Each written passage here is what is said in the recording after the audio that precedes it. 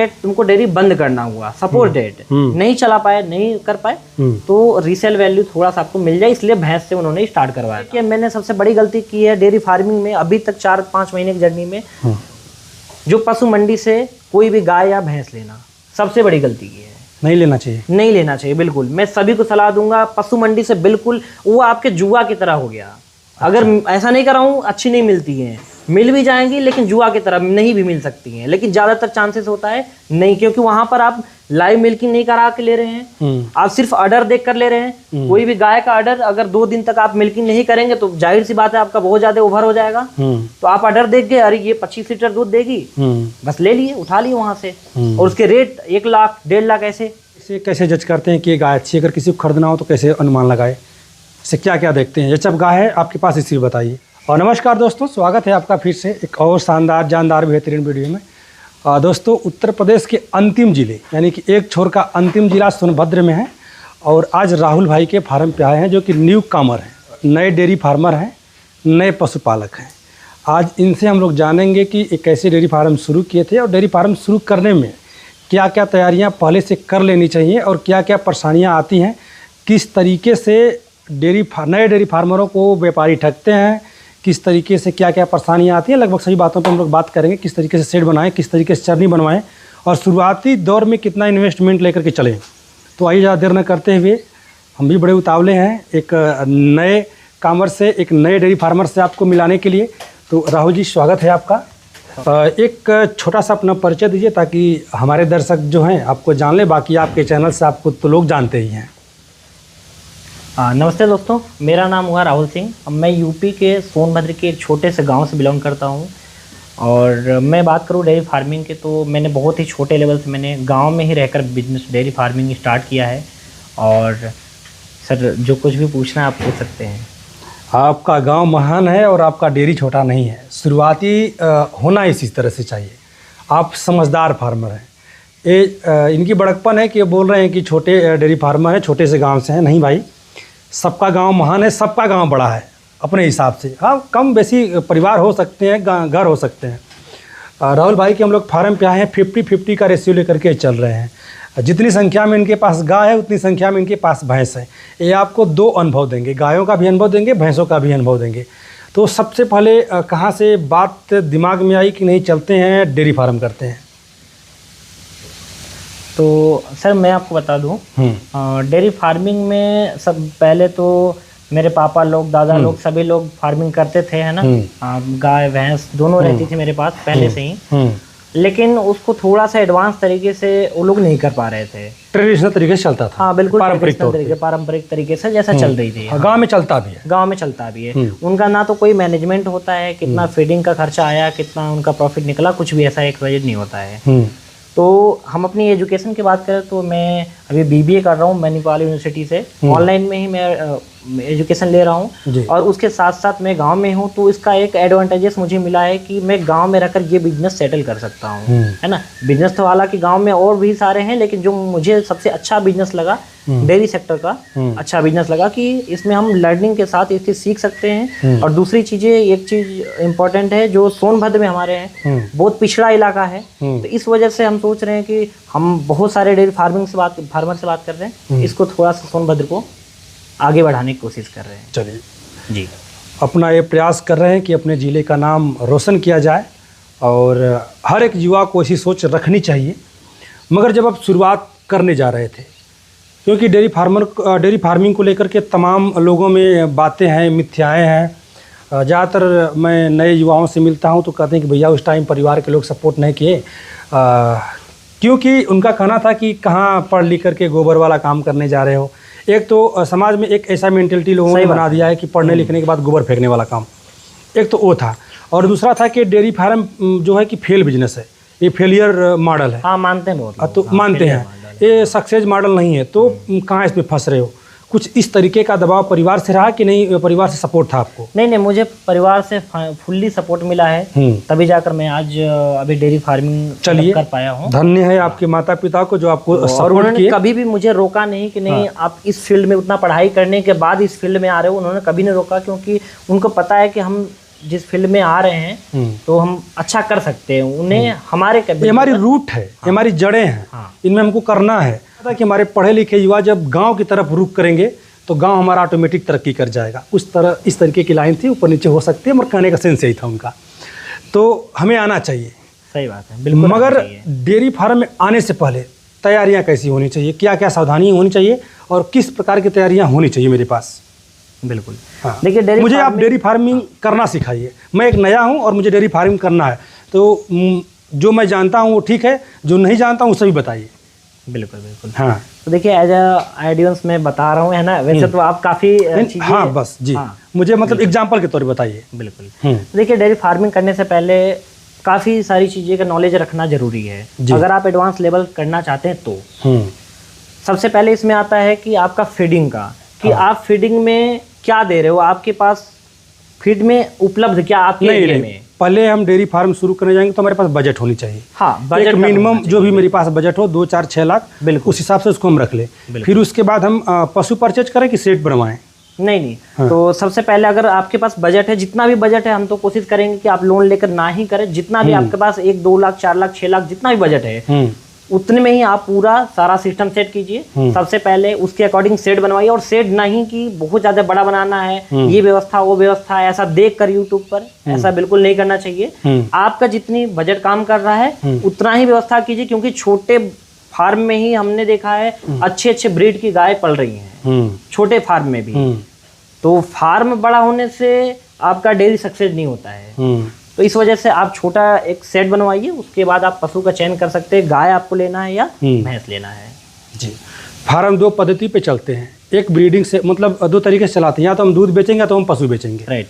अगर हमें दूध बेचना है तो भी और पशु बेचना है तो भी हमें एक सेट की आवश्यकता है। हम ऐसा सेट बनवा लें जिससे मतलब हम उसमें स्मार्ट वर्क कर लें। हार्ड वर्क करने की जरूरत नहीं है। बाकी उसमें बहुत पैसा खर्चा हमें नहीं करना है। फिर उसके बाद हम चलते हैं पशु परचेजिंग की तरफ। ठीक, पशु परचेजिंग की तरफ जाते हैं। वहाँ पे जैसे मैं पशु परचेजिंग की तरफ एक कदम आगे बढ़ाता हूँ तो मेरे सामने 2 विकल्प खुलते हैं कि यार गाय से करूँ कि भैंस से करूँ, गाय लाऊँ कि भैंस लाऊँ। तो आपके हिसाब से क्या लगता है कि गाय सही है कि भैंस सही है? हाँ, इन दोनों में कंपैरिजन करना थोड़ा सा कठिन हो जाता है, लेकिन मैं दोनों पहलू बता देता हूँ। ये मेरे माइंड में पहली बार आया था कि पहले गाय से स्टार्ट करूँ या भैंस से स्टार्ट करूँ।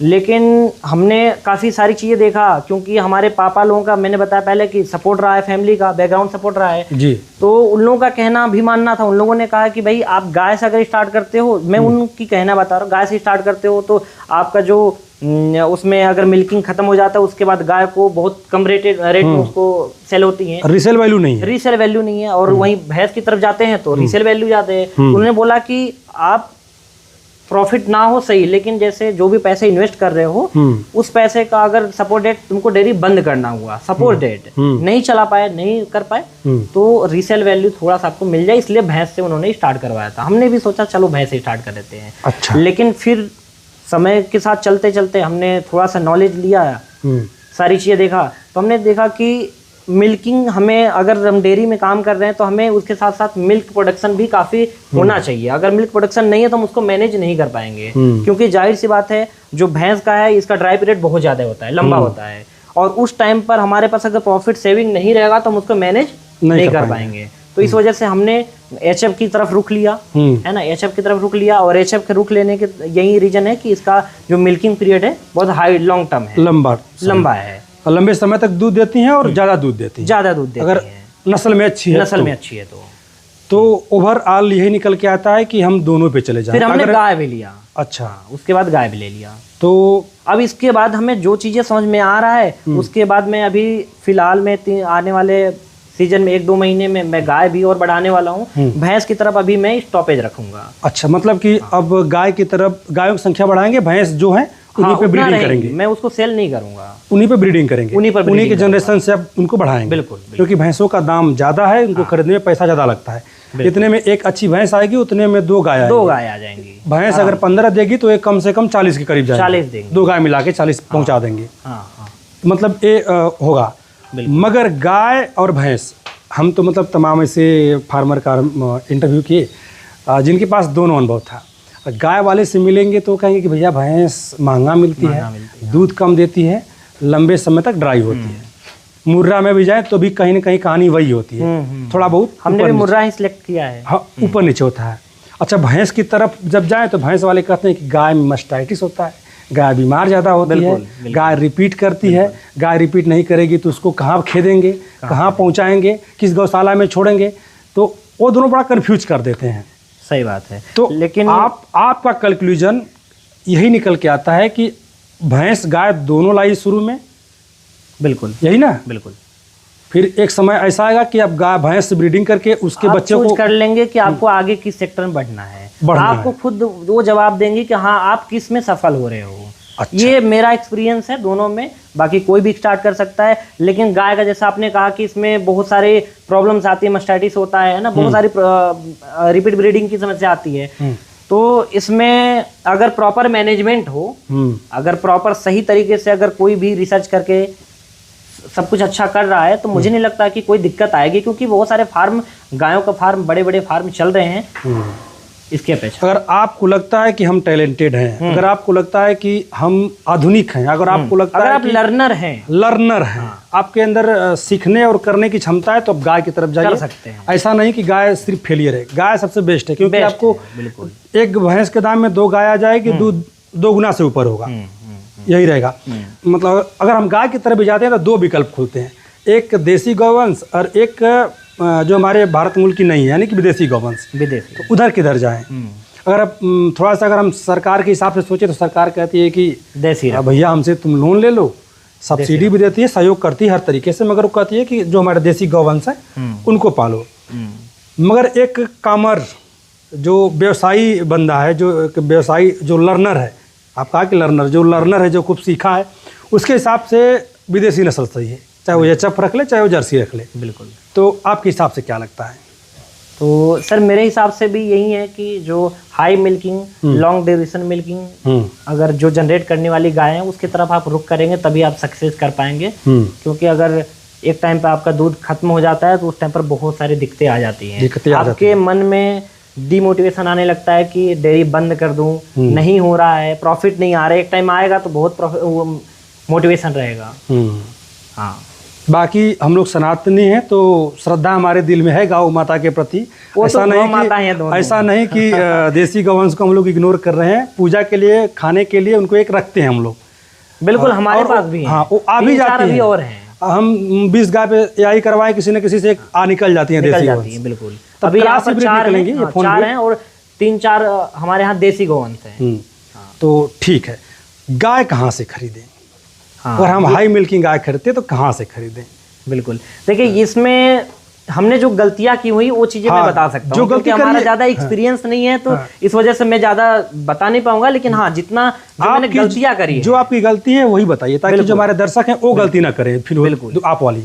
तो देखिए, सबसे पहले हमारी जो मेन गलती है, हमने डेयरी स्टार्ट किया छोटे लेवल से, हमने बहुत अच्छा किया और जो चीजें मुझे डर था वो हुआ भी। ये डर था कि पहले हम अगर सर 2 गाय की जगह अगर मैं 10 गाय ले आता, जितनी समस्या मुझे इसमें हुई तो 10 में होती।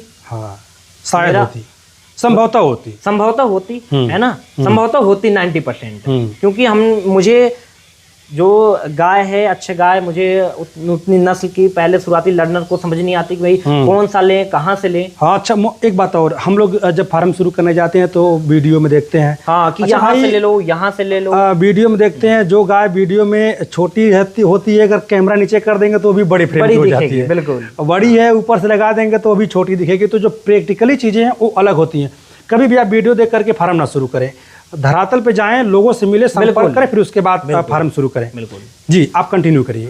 तो हम यहाँ पर थे, गाय हमने कहाँ से खरीदना चाहिए, है ना। तो ये जो मैंने मिस्टेक किया, मैंने सबसे बड़ी गलती की है डेयरी फार्मिंग में अभी तक 4-5 महीने की जर्नी में, जो पशु मंडी से कोई भी गाय या भैंस लेना, सबसे बड़ी गलती की है। नहीं लेना चाहिए, नहीं लेना चाहिए। बिल्कुल, मैं सभी को सलाह दूंगा, पशु मंडी से बिल्कुल, वो आपके जुआ की तरह हो गया। अगर ऐसा नहीं कर रहा हूँ, अच्छी नहीं मिलती हैं, मिल भी जाएंगी लेकिन जुआ की तरह नहीं भी मिल सकती हैं। लेकिन ज्यादातर चांसेस होता है नहीं, क्योंकि वहां पर आप लाइव मिल्किंग नहीं करा के ले रहे हैं, आप सिर्फ ऑर्डर देख कर ले रहे हैं। कोई भी गाय का ऑर्डर अगर 2 दिन तक आप मिल्किंग नहीं करेंगे तो जाहिर सी बात है आपका बहुत ज्यादा ओवर हो जाएगा। तो आप ऑर्डर देख गए, अरे ये 25 लीटर दूध देगी, बस ले लिए, उठा लिए वहां से, और उसके रेट 1 लाख 1.5 लाख ऐसे हमने खुद गाय लाई मतलब है। कि हमें जब भी गाय खरीदना है तो मंडी से न खरीद के किसान से खरीदना हाँ, है। किसान से किसान खरीदे, के खूंटे उसको से खरीदना लाइव है। मिल्किंग चेक करा के खरीदे। कितने टाइम करा लें?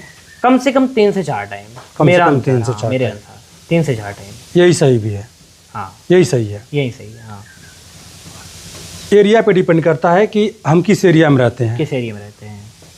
वही डिपेंड करता है कि हम जर्सी रखें कि एचएफ रखें। अगर बिल्कुल। हाँ, एरिया के हिसाब से डिपेंड करता है। कहीं कहीं भैंसों का रेट अच्छा है, कहीं कहीं भैंसों का डिमांड दूध का है, सही कहीं बात कहीं गाय के दूध का डिमांड नहीं है, तो ये दिक्कत होती है, एरिया के हिसाब से होती है। हमें किसान से गाय खरीदना है, मंडी से नहीं खरीदना है। नहीं, नए हैं तो बिल्कुल। अगर आप बहुत पुराने हाँ। जवारी हैं तो आप कहीं से भी वो हीरा तो तराश कहीं से भी लेंगे। ले सकते हैं ना। हाँ, अगर वो तो कहीं से हीरा तराश कहीं से भी ले सकता है। सकते हैं।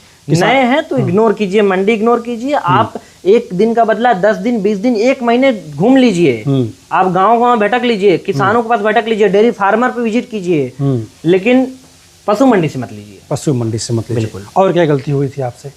और जो सबसे बड़ी गलती मेरे से यही हुई है अभी तक के जो 4-5 महीने की जर्नी। कुछ दूरी मायने रखती है कि कितना दूर से गाय भैंस लेना चाहिए? हाँ, अपने बिल्कुल, फार्म ये से? गलतियां बिल्कुल। हाँ, क्योंकि हमने जो गाय खरीदी लगभग ऑन एन एवरेज 300 से 400 किलोमीटर से लाया था। अच्छा। हाँ, और इसमें समस्या ये हुई कि उनको आने में जो ट्रांसपोर्टेशन होता है ना, बहुत सारी दिक्कतें हुई। और फिर जब हमारे फार्म पर आई, अब वो गाय पता नहीं कहाँ की, किस मिट्टी की है ना, किस एनवायरनमेंट में ढली है। हमारे फार्म पर एनवायरनमेंट बिल्कुल वैसा नहीं मिलेगा, सिंपल सी बात है। चेंज हुआ। जब चेंज होने के कारण बहुत सारी बीमारियां भी हुई। ऐसा कंडीशन आ जाता है कि गाय लगता है कि पूरी एकदम हालत खराब है, बैठी रह जाती है पूरी, कुछ ना खाना। 1 महीने तक 15-20 दिन तक बिल्कुल डिस्टर्बेंस हो जाती है। तो कोशिश कीजिए अपने अंडर 100-150 किलोमीटर रेंज में। हाँ, मिल और जाए तो गर्मी ठीक में है। बिल्कुल ना ही खरीदे तो सही रहेगा। सही समय कौन सा खरीदने का है? सही समय तो वैसे बरसात सही है।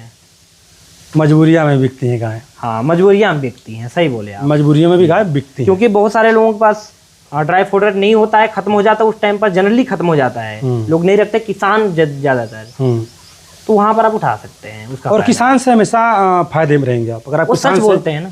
सच नहीं भी बोलेंगे तो आप उनके यहाँ 2 टाइम 4 टाइम मतलब दुहवा लेंगे, 4 टाइम दुहवा लेंगे। और उनको असली बात चीज की नॉलेज नहीं होती है कि भाई इनका मिल्क वेन कैसे दिखाया जाए, है ना। बहुत सारी चीजें होती है आज के एडवांस चीजें में कि भाई मिल्क वेन दिखा देंगे, है ना। कुछ चीजें इंजेक्शन वगैरह से। अच्छा, या कुछ भी। आप कैसे जज करते हैं कि ये गाय अच्छी है? अगर किसी को खरीदना हो तो कैसे अनुमान लगाए? इससे क्या क्या देखते हैं? जब गाय है आपके पास, इसी बताइए। देखिए, सबसे पहले इसका अडर वगैरह भी देखना होता है ना। अडर में अगर मिल्क वेन वगैरह अगर है आपके, है ना। अच्छा, मतलब जो थनों में नस है, एक बार थोड़ा सा भाई साहब रख लेना आप भाई। इधर आ जाइए। हाँ, ये आप थनों में जो नस देख रहे हैं, ये जो नस देख रहे हैं इधर हाँ, थानों में, अडर मिल जी। और इसकी जो इसका ये हम्प एरिया, हाँ, हम्प है। हाँ, ये सब चीजें भी मैटर करती है। और गाय की जो ब्रीड है, इसी पर जनरली डिपेंड होता है कि हाँ कौन सी ब्रीड है। हाँ, मैं आपको अपना अनुभव शेयर करता हूँ ना। इधर आइए, थोड़ा मैं बता दूँ, जो हमारे दर्शक हैं वो भी जान लेंगे, और जो हमसे त्रुटि होंगी वो लोग हमको सिखा देंगे, और हाँ, जो हम जानते हैं उनको बता देंगे। हम लोग बैक साइड से ही शुरू करते हैं। सबसे पहले गाय का जो अडर है, कभी भी इस भ्रम में मत पड़िएगा कि खूब बड़ा अडर है तो खूब उसमें ज़्यादा दूध होगा। नहीं भैया, हमेशा कम्पैक्ट अडर की ही गाय लीजिए। मैं ही नहीं कहता हूँ कि पूरा अडर चपका हो, नहीं, कम्पैक्ट अडर की गाय लीजिए। कम्पैक्ट अडर नहीं समझ में आता तो ये समझ लीजिए कि ये जो इनका घुटना है, ये वाला जब भी थन हो तो इससे ऊपर हो, निप्पल को लेकर के इससे ऊपर हो। दूसरी चीज़ कि ये जो इनकी पूँछ है, पूँछ के मांस वाला पोर्शन इनके घुटने से ऊपर होना चाहिए। अच्छे ब्रीड की ये पहचान है। और जितनी भी गाय ब्रीडेड होगी उसकी पूँछ छोटी होगी, आप नोटिस करिएगा। दूसरी चीज़, कुछ लोग तो पेट साइज को लेते हैं, आप उसको मत लीजिए। यहाँ से लेके वहाँ तक देखिए सीधा होनी चाहिए।